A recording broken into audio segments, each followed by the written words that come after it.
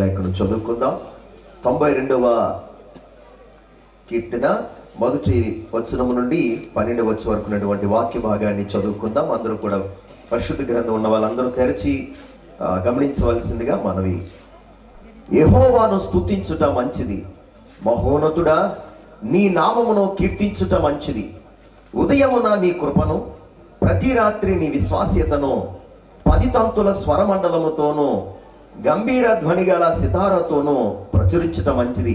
ఎందుకనగా యెహోవా నీ కార్యము చేత నీవు నన్ను సంతోషపరచుచున్నావు. నీ చేతి పనులు బట్టి నేను ఉత్సహించుచున్నాను. యెహోవా నీ కార్యము ఎంత దొడ్డవి, నీ ఆలోచనలు అతి గంభీరములు. పశుప్రాయులు వాటిని గ్రహింపరు, అవివేకులు వివేచింపరు. నిత్య నాశనమునందుటికే గదా భక్తిహీనులు గడ్డె వెల చిగుర్చుదురు, చెడు పనులు చేయి వారందరూ పుష్పించుదురు. యెహోవా నీవే నిత్యము మహోన్నతుడుగా నుందువు.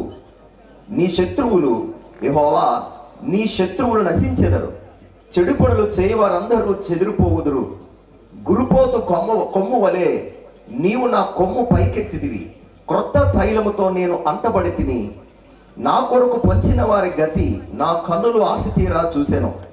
నాకు విరోధముగా లేచిన దుష్టులకు సంభవించినది నా చెవులకు వినబడును.